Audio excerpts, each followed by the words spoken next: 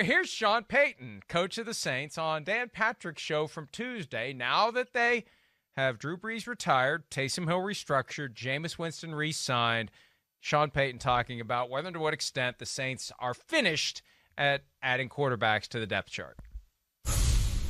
Are you set at the quarterbacking position?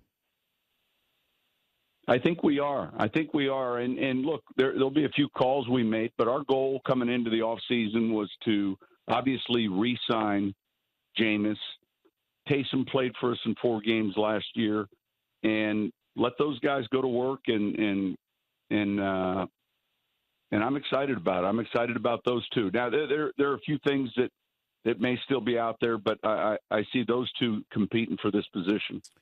Who's your starting quarterback? Give me your depth chart right now. Who is the who's well, number those two one? are going to be sitting there. I mean, obviously, I've told both of them, hey, it's going to be, the two of you are going to compete for this position, and they understand it, and they'll come in. We've already had a chance to see both of them to some degree. I think last year was important for us relative to Jameis. We had Taysom in the building, but it gave us a year to evaluate him, and it also gave him a year to evaluate us. And I think that was important. And, hey, it worked out for the Saints. The praise of Jameis Winston was real. It didn't cause someone else to swoop in and grab Jameis Winston, and now he has an opportunity to win the job. And that's consistent with what Payton told us. He said it elsewhere. It's a competition. It's always a competition. There's no sacred cow there. It's Taysom Hill or it's Jameis Winston, and Winston's going to have a chance to win the job. And you know what? We're probably going to see both guys, especially if Winston does win the job. We'll probably see Taysom Hill doing exactly what he's been doing for the past several years, Chris. That's right. I mean, I agree with you there. Like, if Jameis Winston did win the job, I mean, yeah, you're still going to see, I think, Taysom Hill run packages, and, of course, he'll be on the field being an H-back, a fullback, a slot receiver, all those type of things. There's no doubt.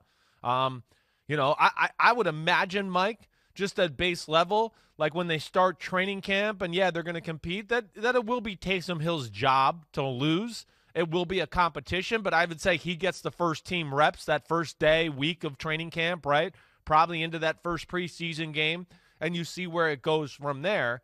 But, hey, the evaluation, like Sean talked about, and one, he got to see Taysom Hill play quarterback, which was big, because the year before it was Teddy Bridgewater, and he did some really good things. And then, of course, yes, like he talked about also the Jameis Winston evaluation and just seeing – the man, what he's capable of, how did he adapt to the offense and, absorb it all. Obviously, from everything we've heard from him when he's talked to us, he kind of gushes about Jameis. So he's obviously excited. I will say this.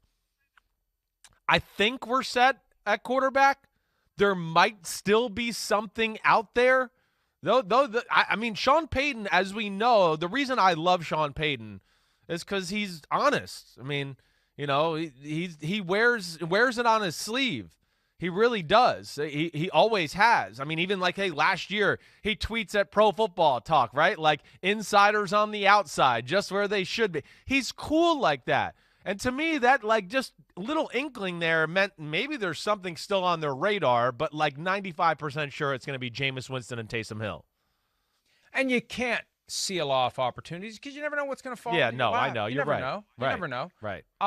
But and you're always looking for upgrades. You're always looking for better. And hey, they can make it work with Taysom Hill and Jameis Winston. Definitely. But they're not top 10 quarterbacks in the NFL. And if some guy falls into your lap some way, somehow, you don't want to seal off that possibility. And I think the draft is a possibility as well, potentially, for the New Orleans Saints.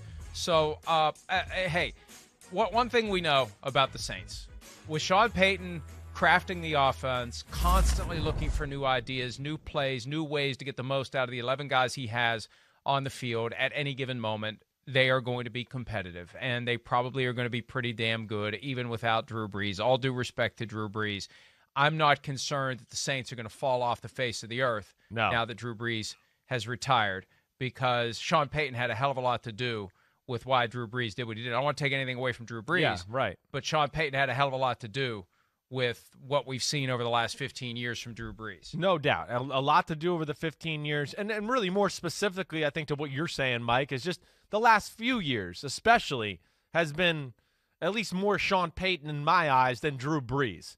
It's been, the reorchestrating of the offensive line, the run game, of course, the Taysom Hill package, kind of tailoring the offense a little bit to Drew, and the fact that, hey, yeah, the arm was diminishing and those type of things. So that's where he's special. We've seen them be successful without Drew Brees. I mean, what are they, 8-1 the last 2 years without him? I believe it's right around that range. It's 7-1, 8-1. I think Taysom Hill won 3-1 last year, right? Teddy Bridgewater 5-0 the year before.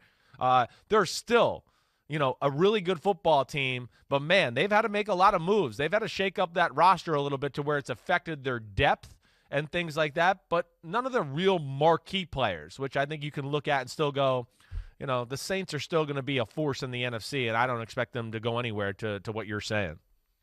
8-1 combined between 2019 and 2020 during the games that Drew Brees missed. 8-1. That's a higher winning percentage, I suspect, than Drew Brees generated during his time with the New Orleans Saints. 8-1 is pretty damn good. Right. And again, not that that's sustainable. It's right. a short period of time.